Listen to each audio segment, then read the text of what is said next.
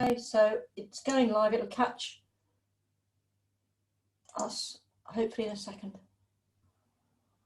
It's just still setting it up.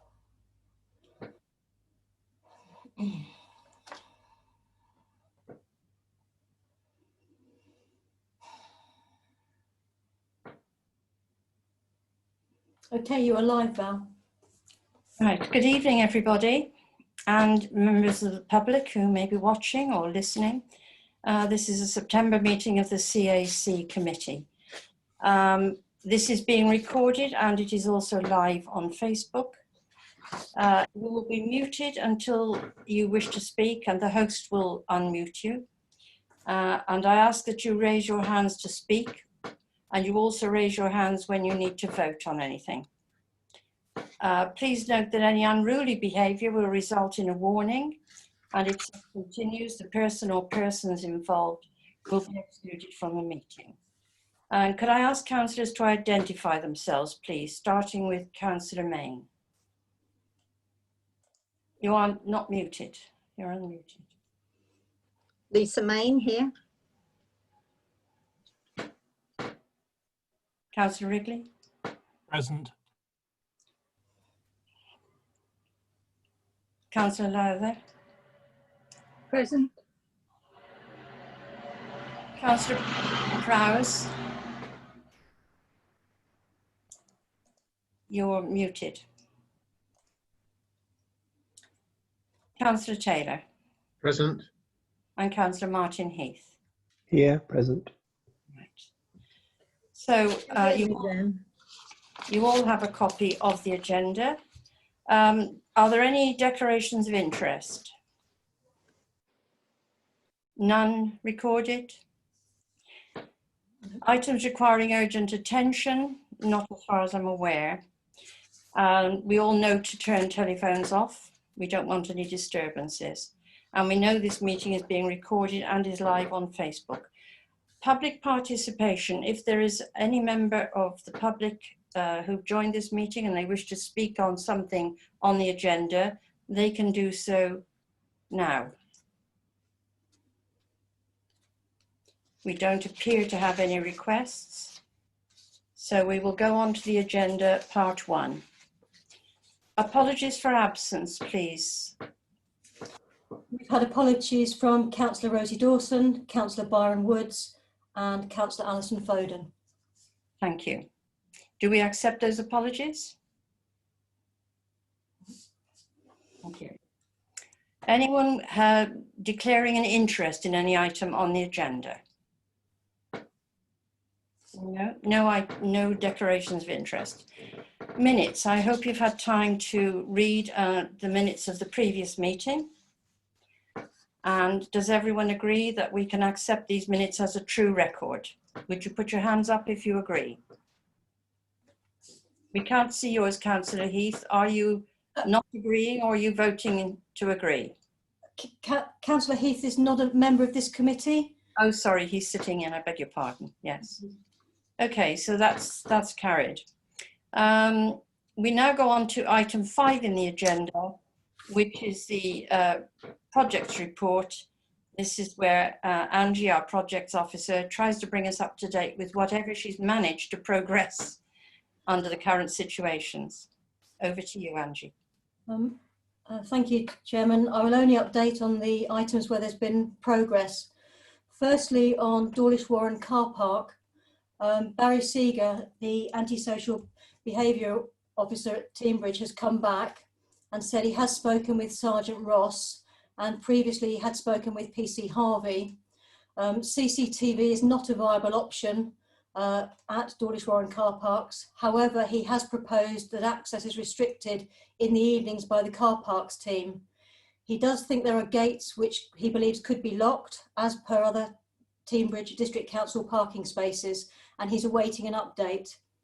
He does say that policing wise, the police logs are generated when a complaint is made and then resources are allocated as patrols are limited. And he encourages anyone with any issues to report on 101 by phone or email, so it is actually logged in the police system. So that's the latest update on the Warren car park. Thank you. On the community notice boards, just to make you aware, discussions are still underway with 2 of the relevant parties because they've been unable to consult their residents' associations due to the lockdown, so there's been no meetings taking place. Festive lighting, just to give you an update, the catenary lighting has been back up, it's been fully serviced, and it's actually been, I switched it on when it came back, and it's on every evening down the Strand, and if you look up, it looks really good and refurbished. The Christmas tree lights, as we know them, on Brunswick Place, on the tree opposite Gay's Creamery, are currently off the tree. They were taken off a week ago, Saturday, and they're making their way to Manchester for repair. And we'll get an estimation of the repair and what's viable. And a tree climber actually went and cut them off. That was the most cost-effective option.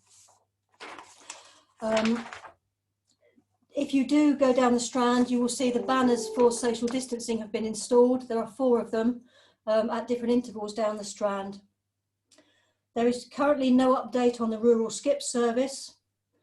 And at the last meeting, you also commented on a poster to go in the green boards by the waterfowl. That is currently back at the printers and nearly being finalised.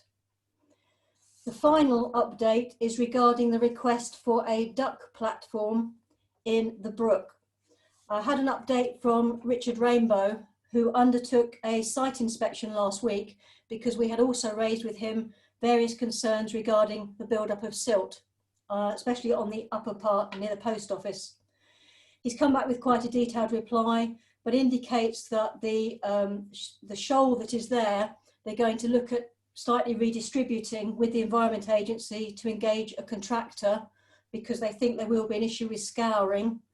And as a result of that, they may be able to create a natural duck platform.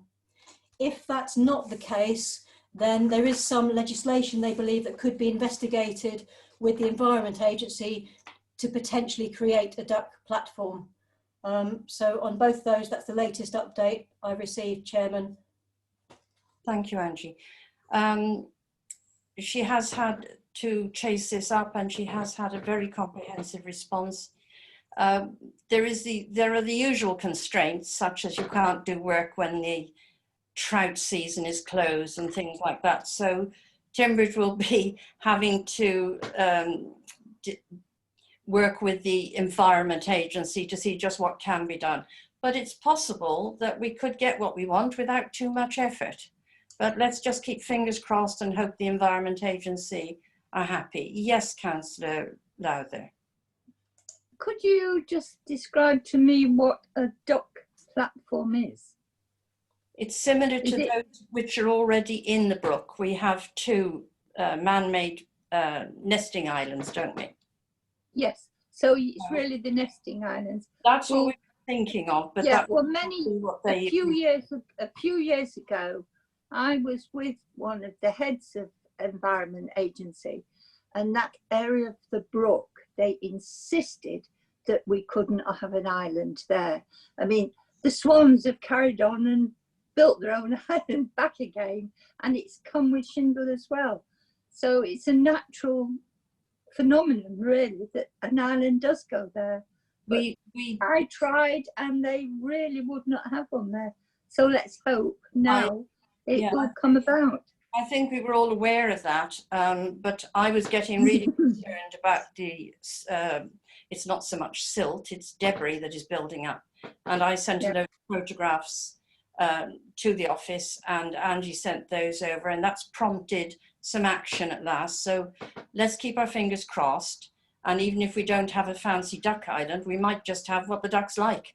So let's just hope that this carries on. And I know that Angie will be pursuing it. Are you happy to go on to the next item now, which is item 6? Sorry, Chair, could you possibly note that report, please? Thank you. Oh, yes, sorry. Is everyone happy that we note the report from the projects officer? Thank you. Sorry, Angie. Happy to go on now to item 6 on the agenda. Benches at Sandy Lane and Corriton Cove. I know that I will ask Angie to give you some information on this in a minute. You will be aware that we've been trying to site a new bench up at a particular place on Sandy Lane for a long time now. I think it started last September, didn't it, Angie? Yes. And we were hoping to do a deal with one of our old benches at Corriton Cove in exchange for a nice one, but it's all got complicated. I'll pass you on to our projects officer, who will give you more details. Thank you, Chairman. At the September 2019 meeting, it was agreed to try and do a swap with some of our benches, and that Dawlish Town Council would contribute up to, I think, £400 towards the cost of putting a bench up at Sandy Lane. There have been various problems in putting the bench up there, including the initial siting of it. It had to be moved slightly, and Teambridge District Council had a problem with their contractor who was providing the concrete bases. It's finally, we've had a message now from Steve Redding, who's in technical support of economy and assets, and he's now advised that the standard base for the bench will now cost £650, and there'll only be a slight saving on this as a hole has already been dug. He's indicated that this is on top of £300 they've already spent on the 2 site visits, which involved digging 2 holes and then filling one in. While they appreciate that it's not the town council's fault that the site had to be moved, or that the contractor prices have risen, they appreciate it's not any of Dawlish Town Council's fault, but they would ask whether the council would be minded to make an increased contribution over the £400 that was agreed a year ago. That's the crux of the issue. Thank you. Councillor Wrigley. So are they asking for an extra £250? They've not specified how much, but they are asking for more towards the cost.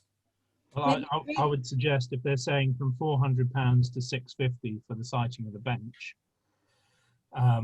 putting aside any sort of previous visits or other costs involved, if that is what they're suggesting, then I would suggest that I would propose that we put the extra 250 in to get that bench done.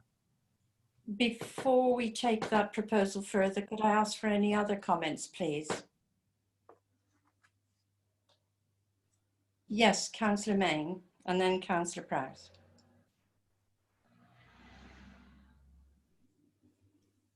Councillor Main. Have you unmuted her, please, Angie? No, it's okay, I'm done. I think I'm done now. I just wanted to second Councillor Wrigley's proposal. I think it's the best way forward. Anybody else? Oh, Councillor Ros Prowse, you wish to say something?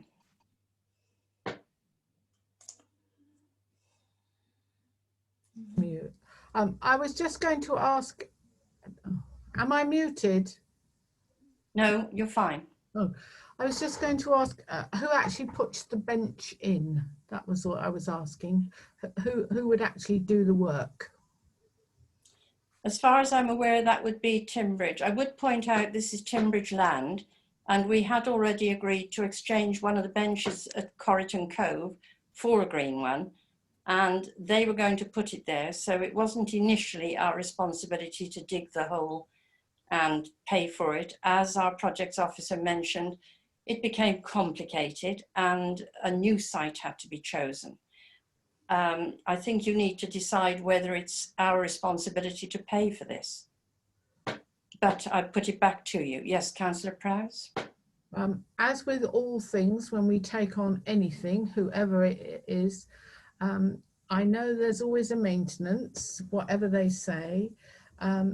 If that is Teambridge land and they put the bench on, who is responsible for that bench if at any time there is any damage, or does it become our responsibility? Angie? I would have to double check, but my understanding, Chairman, was we were just doing a swap, and Teambridge would be responsible for it because they would be doing the installation and they had done the site visit. As far as I'm aware, and I can clarify this with Teambridge, my understanding was although the swap was taking place, there was no other further indication on our part, but I can double check that. That was my understanding too. Can I ask, Chairman, that we have that in writing so that if in future this issue arises, we know who is responsible for what? Any further comments before we go back to the proposal? Right, we have a proposal on the table and we have a seconder. Councillor Wrigley, could I ask you to repeat your proposal, please? That we offer the extra £250 for the installation of the bench, which simply completes the project. Seconded by Councillor Main. If you're in favour, will you raise your hands, please? Thank you, that's carried. It'd be nice to get that out of the way. It's been going on for a year. Right, we now go on to item 7, to receive and note a report from the Dawlish waterfowl wardens. You have a copy of it. Would anyone like to make any comments on it? You all read it? Yes, Councillor Wrigley. I'd just like to congratulate the waterfowl wardens for continuing to look after our fantastic birds in Dawlish. And they continue to do a great job, and it is really good to see a comprehensive report at every CAC so we know what's going on. So I'd like to thank them for their work and for the report. And it's good to hear about the mixture of the various ducks that I'm not sure I can even pronounce, let alone differentiate. So I'm glad somebody down there knows what the different ducks are. And it's great to Latin names. Anyone else wish to make any comments? So if you are happy to note this report, could you raise your hands, please? Thank you. Noted. We go on to item 8, the green audit, green report. I apologise for this being rather late and the fact that I forgot to post it to you via the internet yesterday. It was late because this time round we didn't have an initial report with input from people. So it had to go back to the Green Spaces officer for his any amendments and comments. And unfortunately, he went off on leave. So it's been very much last minute. I would like to draw your attention to any item that is marked in red, such as under the last item, I think it is item 27 and 28 and other items. It will say in red, to be drawn to the attention of the appropriate person or persons at Devon County Council.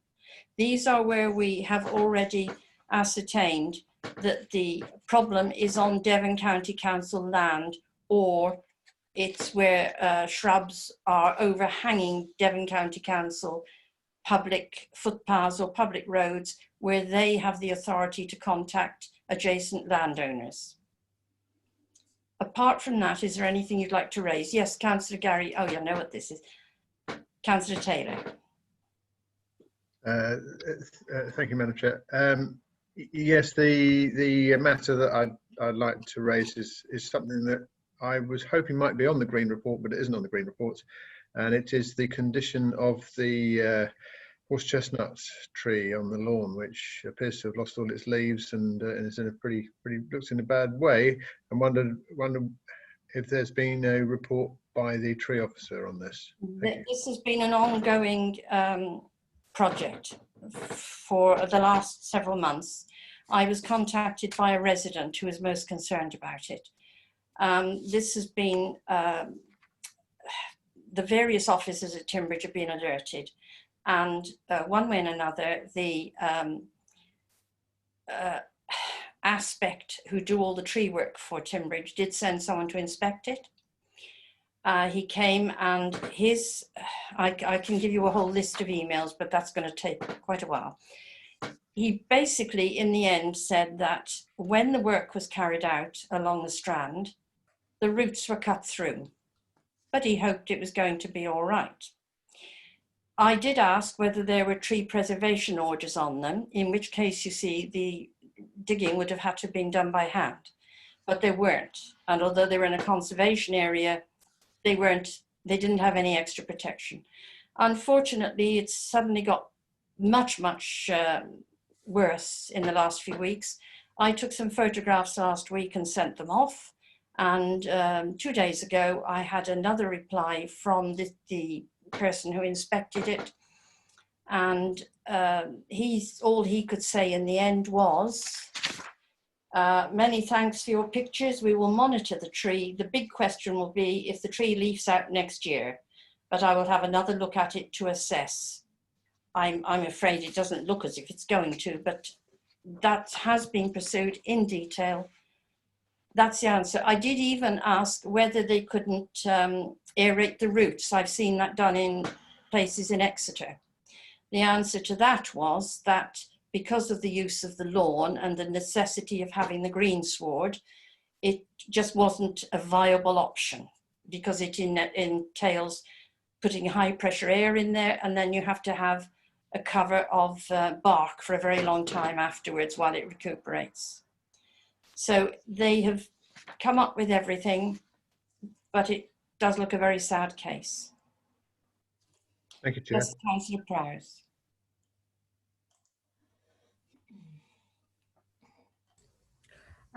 Well, as we all know from very ancient pictures of the lawn, there were no trees there at one time. So from the sounds of it, it looks like the life of this tree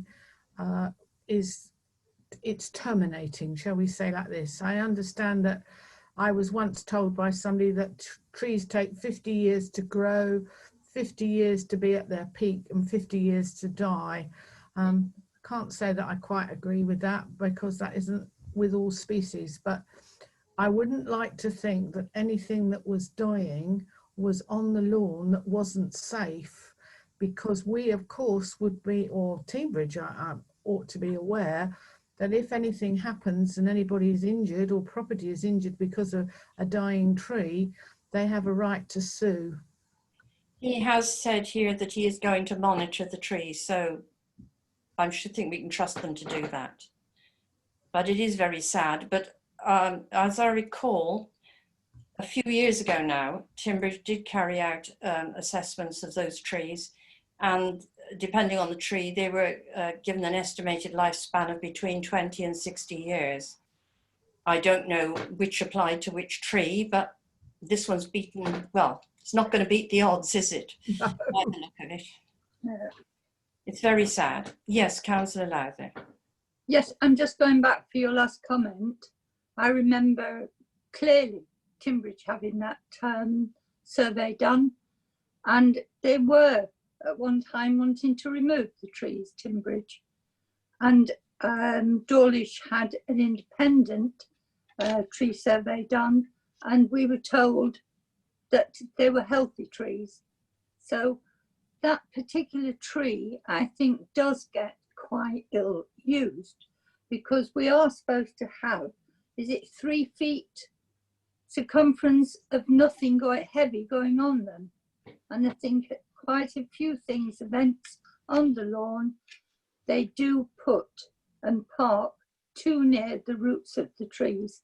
So I think that is something that really we should be looking at to make sure that heavy vehicles are not parking too near the trees. That's my comment. Anyone else? I would add that unfortunately, when all the work was done, which is very nice in lots of ways, these seats were put out into the roadway rather than set back in the bank. And then the roadway itself has been widened and goes right up to the trunk of some of the trees. And that certainly is not going to help. But according to this Mr. Richard Fletcher, who works for Aspect Trees, which is a company belonging to Dominic Scanlon, you'll all know his name, he believes that it's to do with the trenching work. At the bottom of that bank, a big trench was dug. I actually went and saw them doing it, and they put in an L-shaped curb at the bottom of that bank. And I think that's to what he's referring to. Very sad. Is there something more cheerful we can pass on to? Chairman, I believe Councillor Heath would like to speak. He's not a member of this committee. I believe you will need to suspend standing orders. Is everybody happy to do that? Would you raise your hands, please? Yes. Yes, Councillor Heath. Thank you, Chairman. I'm sorry about the formal bit of doing that. Just a bit of sort of interest note really on the tree. I think we may find we will have a few trees dying because this spring was one of the driest on records.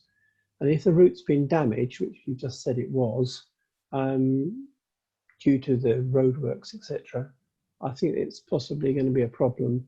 And obviously parking next to the tree is compacting the earth, and then the tree can't get any water or nutrients. So I definitely agree with Councillor Lothar that we should have some sort of railings around it when you've got special things going on to stop other trees, because not just that one, from dying. So that's something to think about in the future. And watch that space. I've got a horrible feeling it might have to come down. Could the committee think about perhaps asking Teambridge perhaps put aside some money for a few new trees, because get it prepared well ahead, we might get the budget for it. Thank you, that's all. I would like to reinstate standing orders. Do you all approve? Would anyone like to comment on that? Teambridge is very keen, sorry. Councillor Ridley? Teambridge is very keen on opportunities for tree planting, so I think any opportunities that we have, we certainly should highlight. It has already been mentioned in passing to our Green Spaces officer. But of course, with the big tree roots there, you'll be limited as to what can be planted. But yes, and they will have to go further on into the lawn by the look of it, away from the existing roots. But would anyone like us as a committee, in fact, I'll make a proposal that we write to the Timbridge District Council tree officers and including the Open Spaces officer, and ask that they do whatever they can to protect that tree when the lawn is in use, and to look forward to replacement trees as and when it fits, or it's, you know, it is possible. Yes, Councillor Taylor. Madam Mayor, Chair, my apologies. Could we have a pink one next time, if it does need to be replaced? Apparently, all of the pink ones have all of the pink horse chestnuts have disappeared, and it would be nice to have a pink one. That's a smaller kind of tree, which might work better. Yes, Councillor Prowse. Yes. You are muted. Am I unmuted now? Yes. Last time, as you well remember, Chairman, we did replace a tree. It didn't last very long, did it? In spite of the fact it was guarded. 2 paulownias, small trees, but 2 paulownias. I would just, a little more cheerful note, at the far end near the piazza, there are 2 beautiful trees becoming established there, which are tulip trees. Unusual, and they will be very nice specimens the size of a beech tree. Anyway, I did make a proposal from the chair. I don't need a seconder, but are you happy that we do that? Thank you. Item 9, town and parish audit. We do this at intervals. This is, we're going to ask not just this committee and our members, but anyone and all councillors to send in any concerns they have about, for example, broken pavements, damaged benches, anything obscured, anything that they think is a problem on pedestrian footpaths and on the roads. And I would also add this time that PC Mark Hogan is in communication with Timbridge about signs, and he would particularly like us to add to this a request for people to report signs which are obscured, obsolete, unnecessary, or dangerous. If you would do that, please, and then we will amalgamate with what he's got. And you'd be surprised how many there are that come into those categories. There are some which are sort of silly things. There is one particular one of which he's taken a photograph, which is a very short sign, which depicts a pedestrian and cycle path, and it's right in the middle of the path where you can't see it till you fall over it. Yes, I think Councillor Prowse was first, then Councillor Main. Can you hear me? Yes. Yeah. All right. I don't know. As you know, I live in Nash Gardens, and the land round there is Cambridge land. We have a lot of white walls, and we do have a very nice grass space when we do occasionally get somebody young who plays on it and does football. The thing about it is the walls and everything around there belong to Teambridge or belong to the estate. They do not belong to the houses, Chairman. Now, my husband in the past has paid somebody to paint, and our next door neighbour has done it, and so forth. And many of the neighbours around here try and do their piece of wall, but it isn't their responsibility. And we know Teambridge know it's their responsibility because twice a year they cut the big piece of grass, but they never look after the trees and they never look after the walls. And it's all part of the estate. Now, I don't know whether this comes under your audit or whether it's a direct to Teambridge or what. I've no idea, but I've lived here now nearly 20 years. And apart from having the grass cut, I've never seen anybody inspect all these walls. I mean, we're a white wall area for the very simple reason that when Stonelands was built to look like Clovelly, everything had to look exactly the same. We were all built into that era. So I'm just asking you where we go to get, because neighbours around here, we're all getting older and we can't do it like we did. I would be perfectly happy to ask Angie through the office to make inquiries and to actually clarify for once and for all ownership and management and maintenance of these walls. It would be helpful if you could send a photograph of something or a plan of where you're talking about with some marks to show us roughly what we're looking at. I will take some photographs, Chairman, and hopefully they will reach somebody, but I have no guarantees. We will definitely follow it up. You know now we've got Angie as well. I don't want to.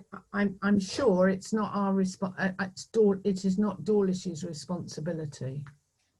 So that is something else I should have said. If you're going to report something, if you can supply a photograph, and especially if you've got one where it gives you the easterlies, east northerns and all the rest of it, the map references, in other words, it will be very helpful. And that means signs or any other problems.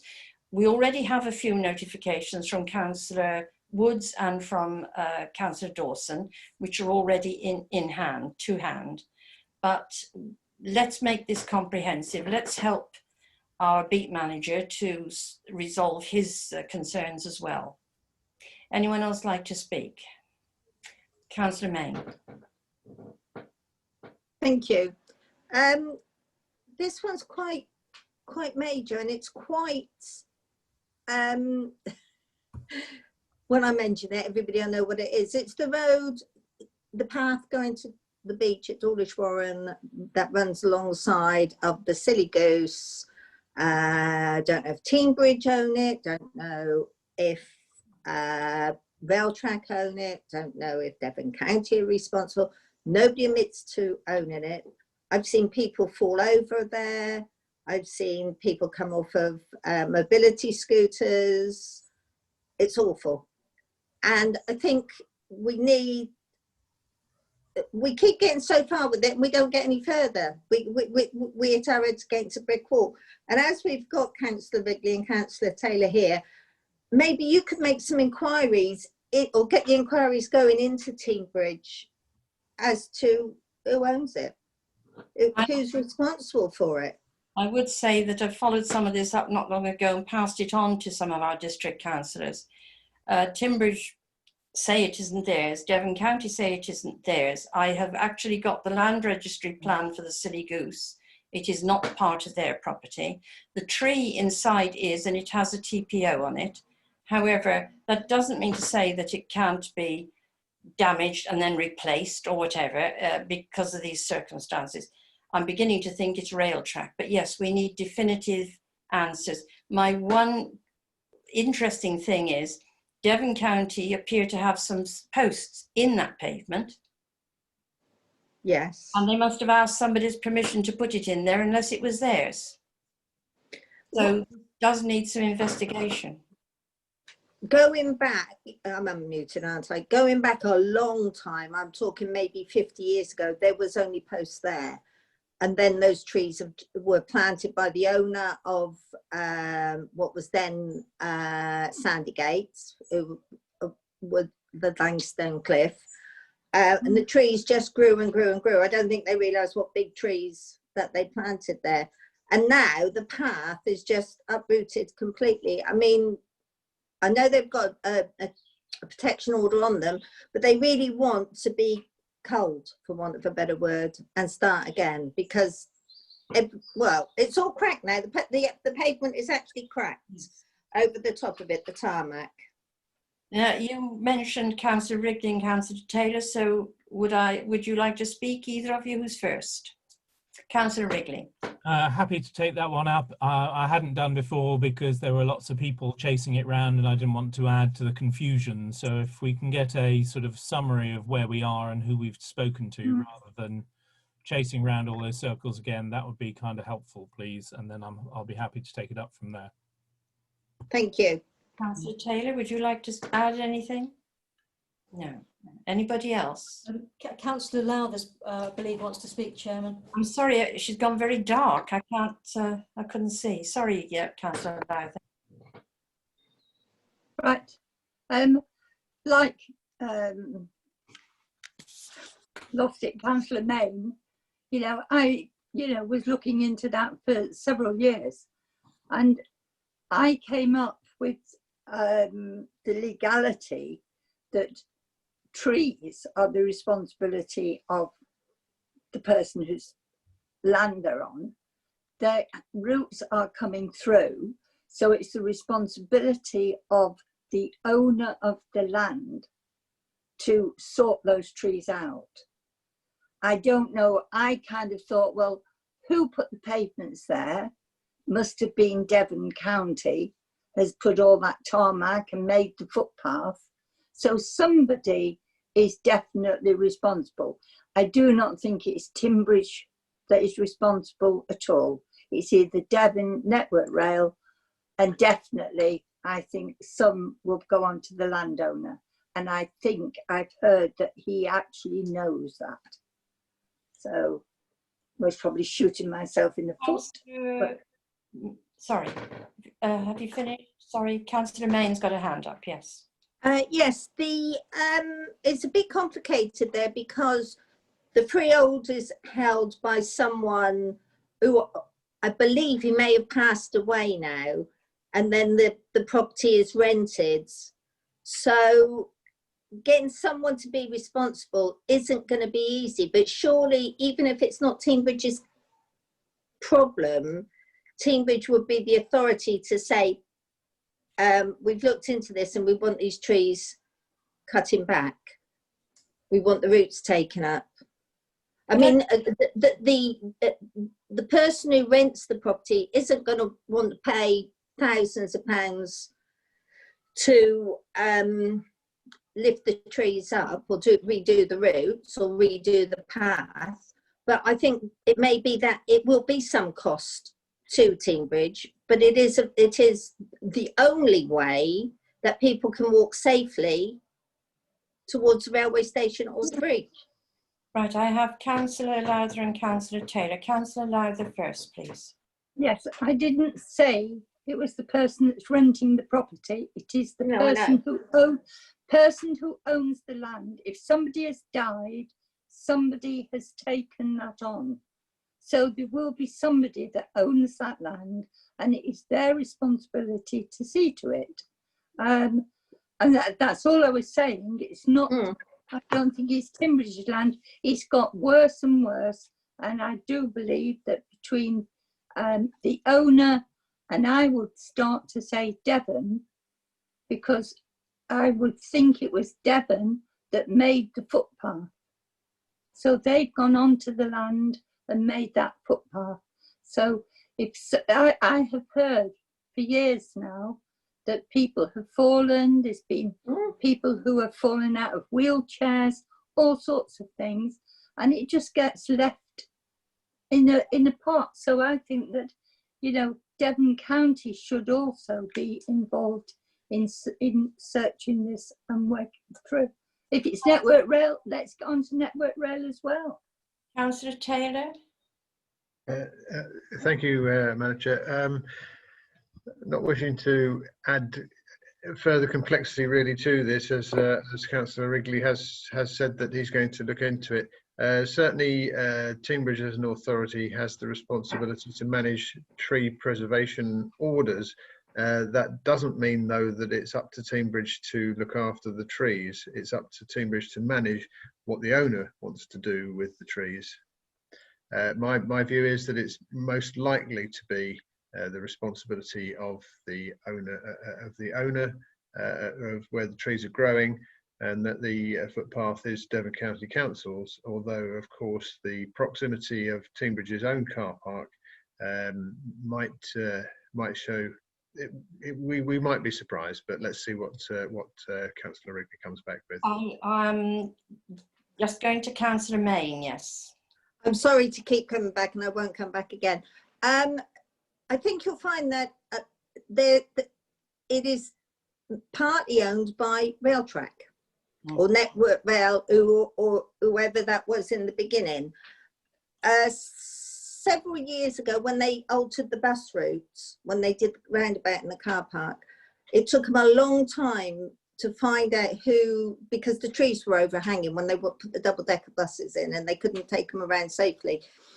And I think that in the end, the bus company paid to have the trees cut back because they couldn't get any response from anyone to do it. And I'm sure that the owners have already been notified about this several years back and have just ignored it. But because it's ignored, does that mean that everybody's got to trip over the pavement? It's not easy. It's not going to be easy. You gave me the name of the original owner of that building, which is now known as the Silly Goose. And on the land registry, it still belongs to the same family. And the tree belongs to, obviously, the property. Yeah. And it has a TPO on it. The TPO, as has been said, is a responsibility of Teignbridge to enforce it. However, they can also agree that a tree can be felled subject to it being replaced. Then we've got the other problem in that the surface of the pavement belongs to somebody else. Councillor Clatworthy has assured me that Devon County say they don't. You've mentioned Network Rail as it is now, and like you, I've got a feeling that there's a connection there. So there is at least 2 or 3 or 4 different groups or companies or business people who are all involved in this, and I'm so glad that Councillor Wrigley is prepared to start taking it on. Thank you, Martin. You're welcome.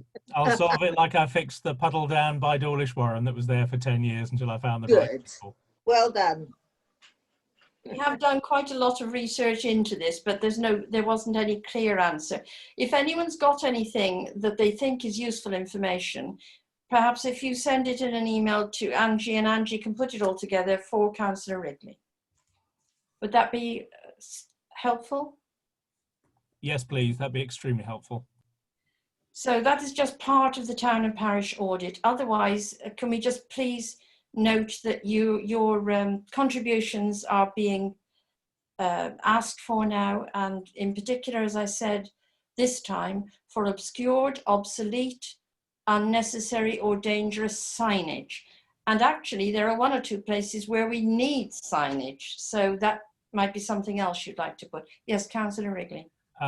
As you are all painfully aware, I got hung up on the signage when we were accused of having too many signs. Yeah. So absolutely yes, let's make sure we have the minimal number of most effective signs in the right places. So yes, please. We look forward to receiving everything. If you'd like to send things in to Angie, I hope you'd copy them to me as well so that I can keep up to date. And as I say, there are a few things already to hand, Angie, which I will copy through to you. So if you're happy with that, shall we go on to item 10, Brownsbrook allotment? Just formally vote and note that report, please. Oh, sorry, yes. Are you happy that we note that report? Thank you. Thank you. I'm going to ask Angie, first of all, to bring to your attention one or two minor amendments to this item on the Brownsbrook allotments, which is meant to be a gentle revision of the plot holders' agreements. There are other things to come forward later on, but at the moment, this is the matter in hand. Yes, Angie? Okay, the proposed allotment agreement amendments have been circulated to you, and just to clarify a couple of issues, anything that has been deleted has got a line through it is for deletion. Anything in red is an addition. And taking a couple of points in turn that the chairman raised earlier today, and I've subsequently taken up with the town clerk. In 2.1, there was a query regarding whether the take possession of the allotment plot would have a number inserted there as on previous agreements. My understanding is that in the software that we will be using, the RBS system, it will not be possible to allocate a plot number at that point in the document. However, in the preamble that goes out with the document, the plot number will be given and it will go out with the agreement. It just is not going to be in 2.1, which was a query that the chairman had raised. Thank you very much for that. Thank you. On 2.7, where it says not cut or prune timber, followed by the words including within the hedges or wildlife corridors, the words including within the hedges or wildlife corridors should be in red, as that is an addition. In 2.16, the chairman and the town clerk have suggested that there is an addition to 2.16 where it says not keep any bath, tank or water butt, and then continues the insertion of the word large before water butt. This is because 2.8 refers to tenants may have a compost bin, small covered water butt. And obviously you don't want to rule out them having a water butt in 2.16 where you've allowed them to have one in 2.8. So it is suggested that the word large is inserted before the words water butt in 2.16. Finally, in the sections where there are deletions taking place, which is 2.29, if that deletion is agreed in this document, then obviously that renumbering would take place. So 2.30 would move to 2.29 and 2.31 would move to 2.30. And I believe that deals with the points as I understand them. I think you've all had time to look at this. There's nothing major in there. It's meant really to draw attention to, particularly to things which have been degraded because they haven't been specifically mentioned, apart from anything else. And over the years, different people, clerks or chairmen of the Brownsbrook Association gained permission for certain things, but it was never there in writing. So it means that anyone with new plot holder didn't know what they could or couldn't have on the allotment. So that is why things are specified in this one.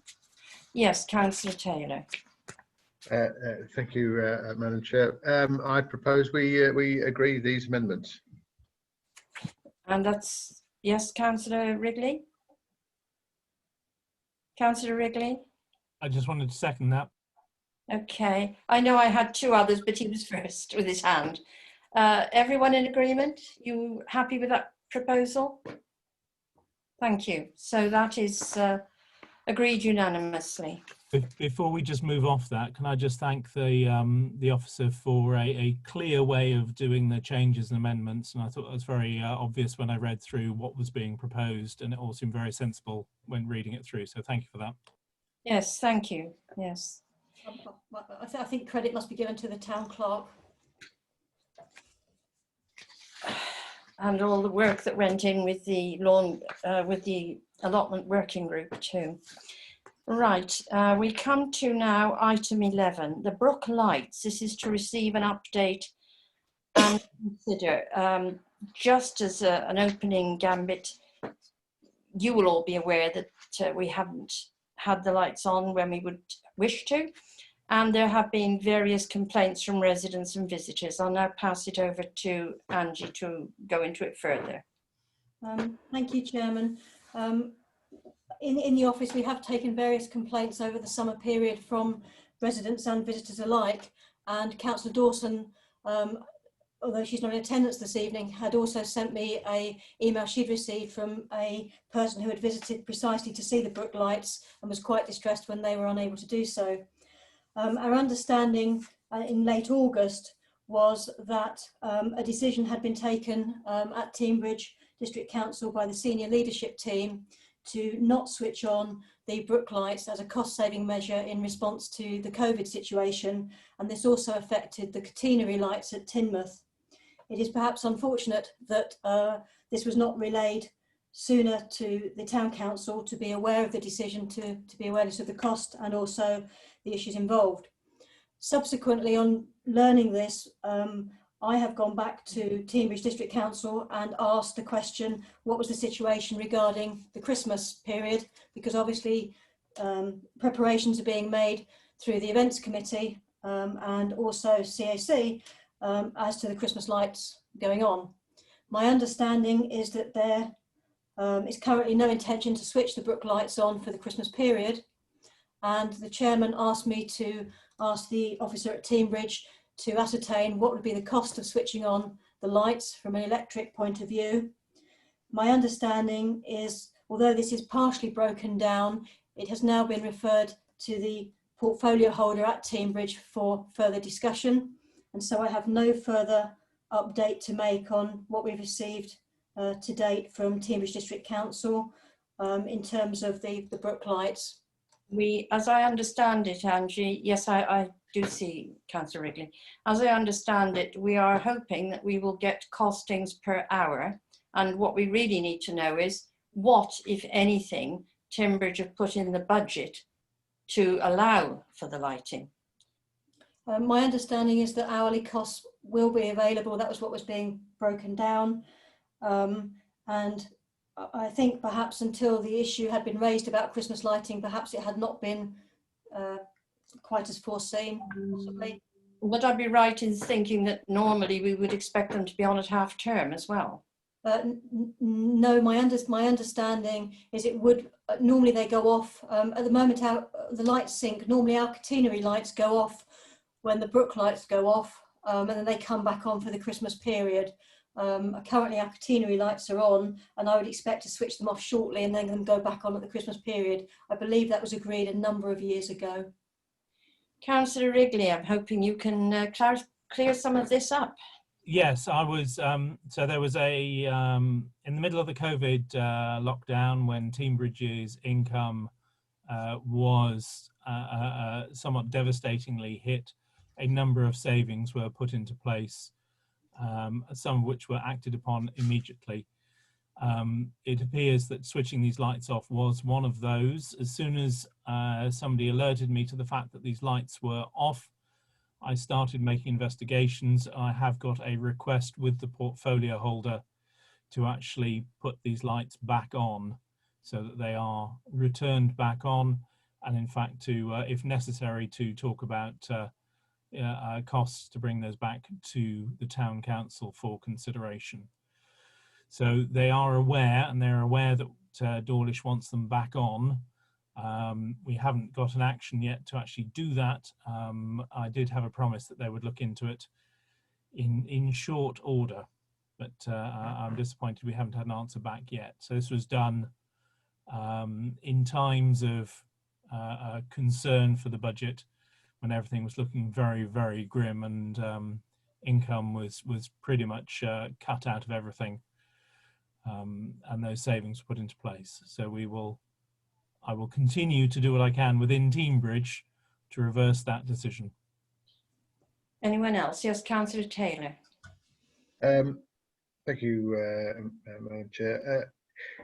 If we're in a situation where ultimately Dawlish Town Council are being asked to pay for the electricity for the lighting, can we review when we would consider it's appropriate to have the lighting on? I think as the visitor to Dawlish who came to see the lighting, the darker the evenings, the more pleasant it is to have the lights on. And I always questioned why we needed to turn them off before we turned them back on again for Christmas. I'd love to see them on right through the winter, unless of course there's a good ecological reason why we shouldn't. I think they brighten up the town enormously, and if it's falling to us to pay for them, well, let's see if we can afford to keep them on for longer. Councillor Lowther. Yes, going for timing, I remember that actually they came off more or less half term, you know, after the end of October, because November, it always felt as if that was Remembrance Month. So we didn't have the lighting on then, and it saved it. And then they came on again on the Christmas turn on. We didn't used to have the catenary, the ones down the Strand on, I think in the summer. They used to just be on the brook. The ones on the Strand used to come off again as and when. But there definitely was no lighting in November. And because it... Sorry. Yeah. Councillor Prowse? I was just going to agree with Councillor Lowther about the lighting, because of course we used to have a lighting committee that used to look into all these things and used to decide in September what new lighting we needed, because it had to be ordered from September for Christmas, and I'm sure the chairman remembers all this as well. And definitely we didn't have lots of jolly lighting around in November, because as you said, it was very much a remembrance month. It's very nice to see the place look very jolly, and you may well walk down in about 9 o'clock in November down Dawlish High Street, but there aren't many people that do that, and it was never very cheap to have all these lightings. But we would like costings. We often ask as a town council for costings for various things. I'm not aware that we get them very easily, so I would really like to have a breakdown of the costings of these lightings before we commit ourselves to spending any money on things like this, because although Teambridge is having a hard time, Dawlish too has had its fair share. So I think before we go into making the town look even lovelier, we need to think about where we're going to spend our money on the residents that will need, as we well know, for all we know, we might have our own local lockdown. So, you know, we've done very well up to now, and I have to thank Angie for that, because if without Angie and her little team and other people like Councillor Main, there were a lot of people in Dawlish who would have suffered greatly during lockdown, the whole lockdown. So let's be very careful about what we say, commit ourselves to spending, and let's also find out how much it all costs before we go any further. Yes, Councillor Taylor. Thank you, Madam Chair. I can understand the turning off the coloured lights in November. I think the main point I'd like to make is that actually the lighting on the lawn in the winter months is quite poor, and the paths around the lawn.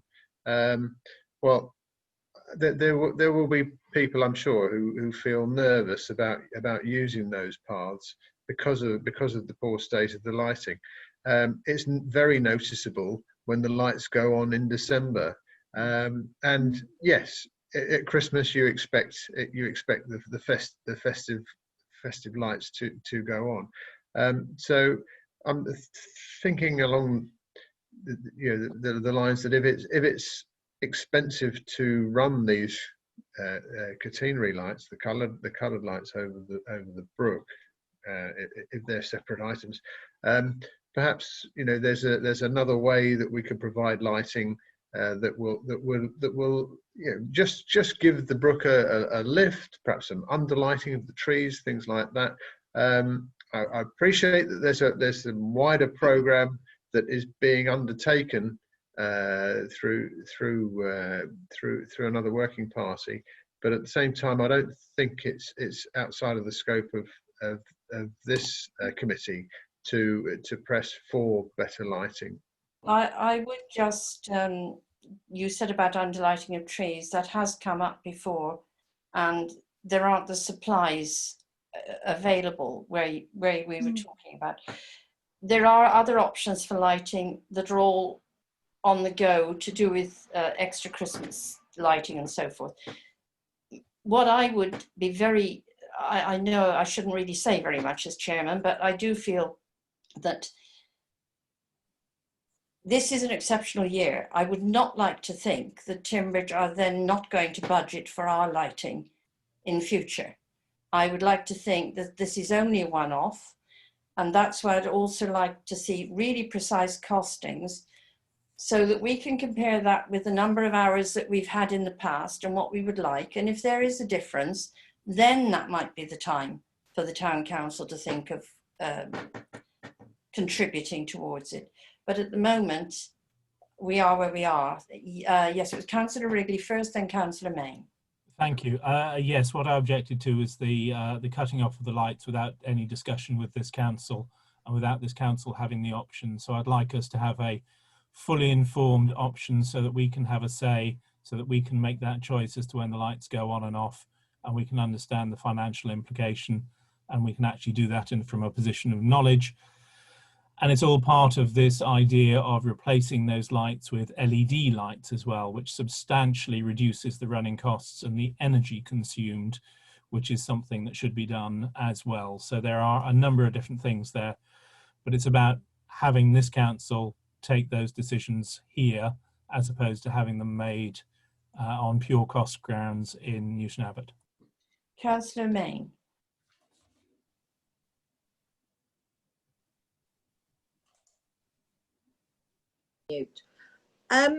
I wasn't aware that the lights weren't on in Dawlish because I don't go into Dawlish in the evening. I just assumed because they're still on at the Warren. The decorative lighting here is still on and it will stay on all year round. It always does. And I think it's wrong if Dawlish, with so many people actually passing through, hasn't had its lighting on and it doesn't look its best. With these lights here that are on, the decorative lighting, you've got to actually park in a car park and walk past, find them to walk past them to see them. So I think we should find out and make a big point that we want them back. We've had the traders and Dawlish itself seem to have had a pretty decent summer. But they've got a long, hard winter in front of them. And I think any help that they can get, they need. Thank you. Thank you. I know that our projects officer has been asking these questions, but I would like to, in that case, propose from the chair that we ask Councillor Wrigley to liaise with our projects officer to know where she's at, and to pursue the various things which have been raised, why they were shut off without us knowing, what the budget is per annum normally for our lighting. You've just raised another one, why they are on at Dawlish Warren but not on the brook. What the cost is per hour to run, and how many hours in the past they have run for, so that we can, as Councillor Wrigley said, we can then make decisions and talk about things with the information to hand. Are you happy with that? Raise your hands if you are, please. Thank you. I know that was a long list, Councillor Wrigley, but there are a lot of things involved. And as you said, it has been brought up in the past that we might have new lighting. And you see, even involved with that, they could even consider solar-powered lighting now on the posts. Years ago, Timbridge did conduct a survey to find out whether the brook and the leach, which was then running, could power,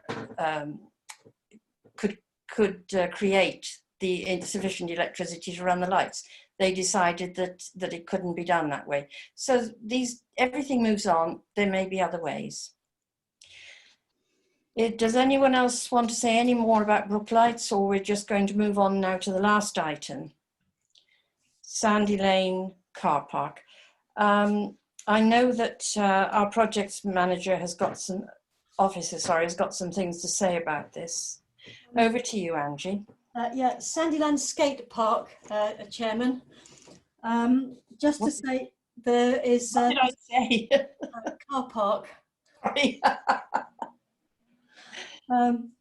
Just to say two things really. There is currently ongoing work at the skate park. Repairs are being carried out to the ramp, and also we're having repairs done to the fencing. Some quotes were circulated to the chair today for delegated decisions to have the repairs done to make everything in order. I would just remind everyone, if you didn't look at the budget in detail, we did set aside a fair sum this year towards converting that ramp to a solid structure. It wouldn't be sufficient, but the other problem is being the situation we're in. Yes, I have seen Councillor Prowse. The situation we're in, it hasn't been possible to get quotes and to go forward with things, as we know in lots of cases. But the intention is there. And also the younger users wanted some small steps put in. And this follows the big sports event that was held up in Sandy Lane a couple of years ago now, where a Timbridge officer conducted a survey. So we can't expand it and do dramatic things for all sorts of other reasons. But we have started to put money there to make the ramp solid and possibly to provide these other little steps. And in the meantime, you've just heard that there are repairs in hand. Yes, Councillor Prowse.